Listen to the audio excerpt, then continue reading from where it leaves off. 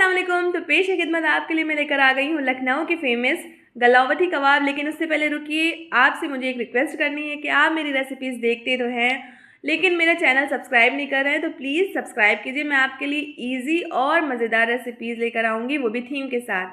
तो चलिए, आपको आज डे 6 है और मेरे हस्बैंड की बात हो रही हो खाने की, पसंदीदा खाने की, और उनसे कबाब ना शामिल हो ऐसा हो ही नहीं सकता है। मुझे नहीं लगता कि दुनिया में किसी को कबाब नहीं पसंद है, लेकिन ये गलावटी कबाब इतने बहुत से लोग दूर दूर से आते हैं लखनऊ के टुंडी कबाब खाने, लेकिन मेरी रेसिपी आप अगर ट्राई करेंगे ना तो ऑलमोस्ट टुंडी कबाब को भी बीट कर देगी। ये रेसिपी मैं बेट कर सकती हूँ और आप ज़रूर ट्राई कीजिएगा। लेकिन उसके लिए आपको एक सीक्रेट इंग्रेडिएंट जानना बहुत ज़रूरी है। बहुत से लोग कीमे में कच्ची इंजीर या नींबू लगा देते हैं गलाने के लिए, बट नहीं, ये है उसका असली राज, ये कच्चा पपीता। इसको आपने ज़रूर पेस्ट बना लेना है, यानी हमें अदरक, लहसुन और एक मीडियम साइज़ का प्याज ले लेना है और इस तरीके से हमें कच्चा पपीता छिलका समेत हमने इसको पेस्ट बना लेना है। सारी चीज़ें जब पेस्ट बन जाएंगी तो इसको अच्छे से आपने कीमे में नमक डालकर, यहाँ पर मैंने आधे टीस्पून से ज़्यादा लिया है नमक, इसको सारी चीज़ें अच्छे से मिलाकर आपने इसको गलाने के लिए रख देना है। ये सब मैंने अपने आसपास के घरों में देखा है, लोग कीमे को गलाने के लिए इंजीर लगाते हैं, नींबू लगाते हैं, सिरका लगाते हैं, बट नो, कच्चा पपीता बेस्ट होता है। आप एक बार ज़रूर ट्राई कीजिएगा। उसके बाद यहाँ पर तवे को थोड़ा सा हमने गरम कर लिया। 1 टेबल स्पून भर के इसमें हमने बेसन ले लिया था। बेसन ये बाइंडिंग के लिए बहुत ज़रूरी है। और इसके अंदर हमने आधा टेबल स्पून इसमें धनिया पाउडर के ऐड कर दिए थे। इसकी खुशबू बहुत अच्छी होती है। इसको अच्छे से आपने रोस्ट करना है, एकदम स्लो फ्लेम पर, जलना बिल्कुल नहीं चाहिए। अगर जल गया तो फिर कड़वाहट आ जाएगी कीमे में और फिर आपको कबाब अच्छे नहीं लगेंगे। इसीलिए इसको धीरे गैस पर, एकदम स्लो गैस पर आपने आराम से इसको रोस्ट करना है। इस तरीके से ये आप देख सकते हैं एकदम ब्राउन हो चुका है और हल्की हल्की सी स्मेल आना जब शुरू हो जाए तो समझ लीजिए ये बेसन हमारा भुन चुका है।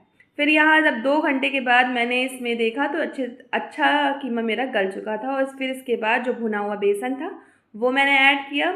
जितना आपको ज़रूरत हो उस हिसाब से ऐड करें। बेसन उतना ही डालिएगा जितने में आपके कबाब अच्छे से बन जाए, बिखरे नहीं। उसके बाद यहाँ पर हमने 4-5 हरी मिर्चियों को बारीक काट लिया था और वो ऐड कर दिया। फिर यहाँ पर हमने धनिया को चॉप करके अच्छे से डाल दिया। फिर यहाँ फिर ऐड किया यहाँ पर खुशबू का मसाला। इसमें छोटी इलायची, बड़ी इलायची, लौंग, जावित्री, चीनी की लकड़ी और ज़रा सा ज़ीरा डाल के आपने ग्राइंड कर लेना है। ये हमारा खुशबू का मसाला तैयार हो गया है। ये भी बहुत मेन है, प्लीज़ इसको भी बना के ज़रूर डालिएगा। फिर यहाँ पर मैंने भुना हुआ ज़ीरा ऐड किया और यहाँ पर काली मिर्च को ऐड किया। अब सारी चीज़ें अच्छे से आपने मिक्स कर लेना है। अब ये सारी चीज़ें जितनी मैंने डाली ये तो आपको कंपलसरी डालनी ही डालनी है, इसको तो बिल्कुल स्किप नहीं करना है, ठीक है। और फिर यहाँ पर आपने 2 बूंद, सिर्फ 2 बूंद आपने इसमें केवड़ा या मीठा इतर के आप डाल सकते हैं। एंड उसके और फिर मैंने यहाँ पर शेप देना स्टार्ट कर दिया। मेरे हस्बैंड को तो ये इतने अच्छे लगे थे कि जब मैं फ्राई ही कर रही थी तो वो आकर उन्होंने चटनी में डिप करके 4-5 ऐसे ही खा लिए।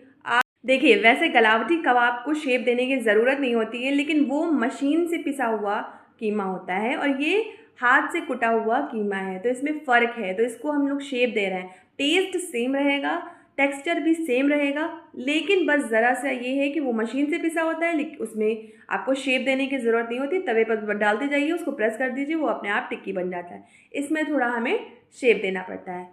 फिर यहाँ पर हमने तवा ले लिया, उसमें ऑयल गरम कर लिया और सारी जो हमने कबाब की टिक्कियाँ बनाई थी उसको हमने तेल में डालना शुरू कर दिया। शैलो फ्राई करना होता है कभी भी कबाब, ये वाले कबाब डीप फ्राई मत करिएगा, शैलो फ्राई करिएगा। और मैं आपको बता दूं कि एकदम स्लो फ्लेम पर आपने करना है। बहुत ज़्यादा तेज़ गैस पे करेंगे बिल्कुल जल जाएंगे और बिल्कुल अच्छे नहीं लगेंगे। इसीलिए हमेशा मीडियम से लेकर स्लो फ्लेम पर आपने इसे फ्राई करना है। और जब 4-5 मिनट लग जाते हैं एक तरफ फ्राई करने में, जब फ्राई आपको एक तरफ लगे कि क्रस्ट बन चुका है, इसे पलट दीजिए और दूसरी तरफ से भी फ्राई कर लीजिए। गलावटी कबाब का टेक्सचर जो होता है वो ऐसा होता है कि ऊपर से इसके ऊपर क्रस्ट बना हुआ होता है हल्का सा, और अंदर से ये इतने जूसी और सॉफ्ट होते हैं कि मुंह में जाते ही साथे आपके घुल जाएं। वो होते हैं गलावटी कबाब। तो यहाँ हमारे सारे कबाब फ्राई हो चुके थे। मैंने ग्रीन चटनी और गिलाफी पराठा, यानी उल्टे तवे का पराठा भी बोलते हैं, इसके साथ सर्व किया था। पराठे की रेसिपी आपको साथ शेयर कर दूंगी। अपना और अपनी फैमिली का ख्याल रखिए। अल्लाह हाफिज़।